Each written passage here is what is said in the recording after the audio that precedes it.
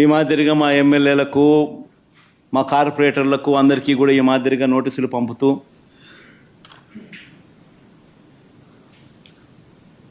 నేను అడుగుతా ఉన్నా, ఒక రాష్ట్ర ముఖ్యమంత్రి ఇంకా 5 సంవత్సరాలు బ్రహ్మోత్సవాలలో తిరుమల తిరుపతి దేవస్థానానికి వస్త్రాలు సమర్పించిన నేను, ఇన్నిసార్లు తిరుమల తిరుపతి దేవస్థానానికి వెళ్ళిన నేను, ఈరోజు తిరుమల తిరుపతి దేవస్థానానికి నేను రాకూడదట, పోకూడదట. కారణం ఏమిటంటే నా మతమట. నేను అడుగుతా ఉన్నా, నా మతం ఏమిటి, నా మతం ఏమిటి అని అడుగుతా ఉన్నారు. అడుగుతా ఉన్నా, నా మతం ఏమిటని. అవును, 4 గోడల మధ్య నేను బైబిల్ చదువుతాను. తప్పేముంది? బయటికి పోతే హిందూ సాంప్రదాయాలను నేను అనుసరిస్తాను, గౌరవిస్తాను. బయటికి పోతే ఇస్లాంను అనుసరిస్తాను, గౌరవిస్తాను. బయటికి పోతే సిక్కిజంను అనుసరిస్తాను, సిక్కిజంను నేను గౌరవిస్తాను. నా మతం ఏమిటని అడుగుతా ఉన్నారు. నా మతం మానవత్వం.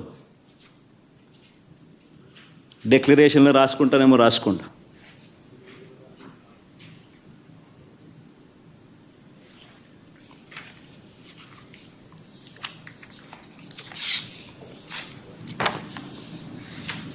భారతదేశం కాన్స్టిట్యూషన్ నేను ఒకసారి చదువుతా. అకార్డింగ్ టు ద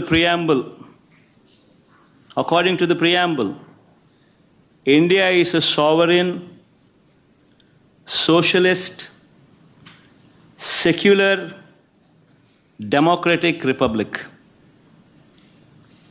సెక్యులర్ అనే పదానికి అర్థం తెలుసని అడుగుతా ఉన్నా.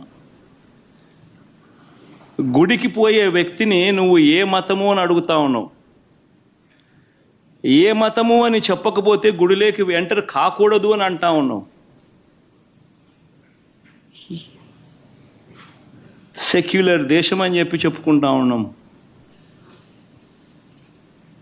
ఒక ముఖ్యమంత్రిగా పరిపాలన చేసిన వ్యక్తి పరిస్థితే ఇదే అయితే ఇక ఆ దళితుల పరిస్థితి ఏమిటి? గుళ్ళలే పోగలుగుతారా? పోయే పరిస్థితి ఉందా? పోనిస్తారా? రానిస్తారా? ఏం చేస్తా ఉండు? నిజంగా రాజకీయాల్లో మతం పేరుతో రాజకీయాలు చేయడం ఎంత దౌర్భాగ్యమో నేను ఇదే బీజేపీ పార్టీని కూడా అడుగుతా ఉన్నా.